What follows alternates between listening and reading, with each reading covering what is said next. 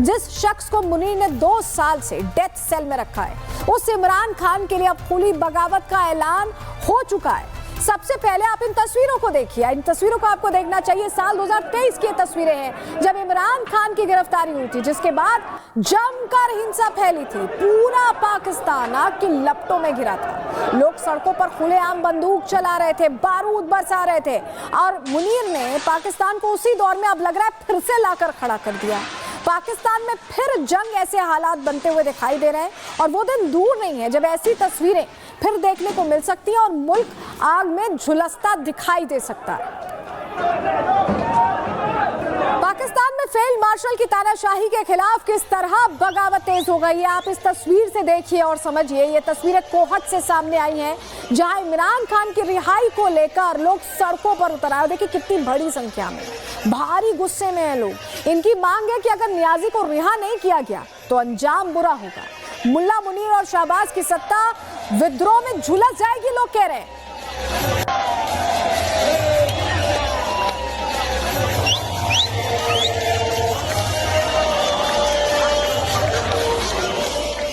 देखिए, इस रैली से मुनीर को चुनौती देने वाला नारा दिया गया है, आजादी या मौत। यानी अब पाकिस्तान में या तो फील्ड मार्शल की तानाशाही खत्म होगी या सड़कों पर खून की नदियां बहेंगी। ये नारा सिर्फ इमरान की रिहाई का आगाज नहीं है, ये लड़ाई उससे कहीं बड़ी है। जेल में इमरान है और सड़कों पर पाकिस्तानी आवाम है। सवाल है कि क्या ये गृह युद्ध की शुरुआत है? पाकिस्तानियों ने यह साफ कर दिया है कि उनका लीडर एक ही है, वो भी इमरान खान है, और वो उन्हें ही चुनेंगे। इसके लिए चाहे उन्हें अपनी जान ही क्यों ना देनी पड़े, उनकी जान क्यों ना चली जाए, वो चुनेंगे इमरान खान को ही।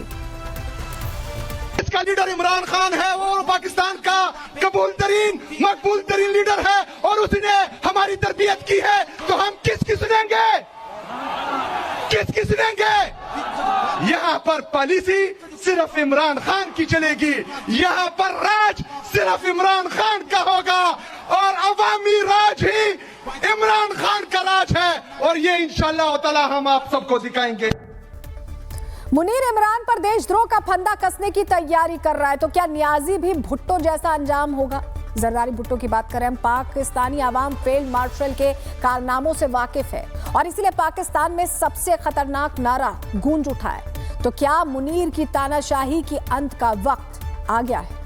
इमरान की गिरफ्तारी के बाद पाकिस्तान में अब तक क्या हो रहा है, ग्राफिक्स के जरिए आपको थोड़ी डिटेल इस पर भी दे देते हैं। 2023 से अब तक इमरान जेल में, आप जानते हैं भ्रष्टाचार का आरोप उन पर लगा, 100 से ज्यादा केसेस लगाए गए। अब देशद्रोह का केस लादने की तैयारी चल रही है। मुनीर की तानाशाही बढ़ती जा रही है। जानकार मुनीर को लेकर चेतावनी दे रहे हैं कि अगर मुनीर ने देशद्रोह का केस चढ़ा दिया, लगा दिया इमरान पर, तो एक बार फिर पाकिस्तान में कहानी दोहराई जाएगी। भुट्टो की तरह नियाजी को भी फांसी दी जा सकती है, यह कहा जा रहा है। तो वहीं आज मंगलवार को इमरान समर्थक और नेता एक बार फिर उनसे मिलने अदियाला जेल जा रहे हैं, और कह रहे हैं कि जैसे भी हालात रहेंगे इमरान तेरे साथ रहेंगे। ये तस्वीरें और उस बयान की बात की बानगी कर रहे हैं कि इस वक्त पाकिस्तान के हालात कैसे हैं। चलो चलो अडियाला चलो, चलो चलो अडियाला चलो, चलो चलो अडियाला चलो। जैसे भी हालात रहेंगे हम तेरे साथ रहेंगे। जैसे भी हालात। मुनीर के जुल्म की दास्तां और इमरान की सेहत को लेकर फैल रही अफवाहें ज्वालामुखी की तरह फूट रही हैं, और यह मामला पाकिस्तान की सीमा से बाहर निकल चुका है। संयुक्त राष्ट्र के मानवाधिकार विशेषज्ञों ने पाकिस्तान और मुनीर को जमकर लताड़ लगाई है।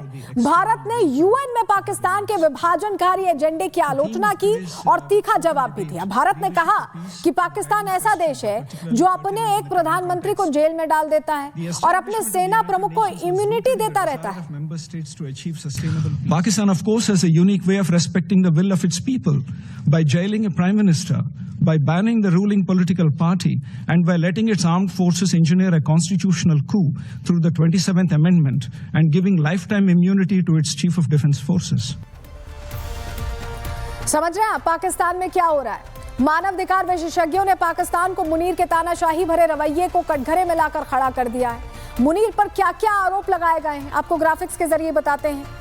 कहा गया है, दूत एलिस जिल एडवर्ड्स ने गंभीर आरोप लगाते हुए कहा कि इमरान के साथ अमानवीय व्यवहार किया जा रहा है। दिन में 23 घंटे उन्हें कोठरी में रखा जा रहा है।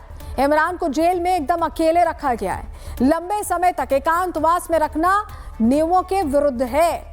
कैदी को 15 दिनों से ज्यादा अकेले नहीं रखा जा सकता है। शाहबाज सरकार पर भी सवाल उठाए गए हैं। अमानवीय हिरासत खत्म करने की मांग रखी गई है। इस बीच इमरान खान की पूर्व पत्नी जेमिमा खान ने सोशल मीडिया पर बम फोड़ दिया। उन्होंने कहा कि सरकार उनके जो पोस्ट हैं, जो सोशल मीडिया पोस्ट हैं, उन्हें ब्लॉक कर रही है, जिससे कि इमरान की सच्चाई छिप जाए। सब मुनीर और शाहबाज की मिलीभगत का नतीजा है, ये आरोप भी वो लगा रही हैं। कह रही हैं कि पाकिस्तान को अंधेरे में ढकेल रहे हैं ये दोनों। इमरान खान की पूर्व पत्नी ने मुनीर पर क्या कुछ आरोप लगाए, आपको ग्राफिक्स के जरिए बताते हैं। कह रही हैं कि नियाजी को 22 महीने से यातनाएं दी जा रही हैं। बेटों से मिलने, बात करने पर पूरी तरह से रोक लगाई गई है।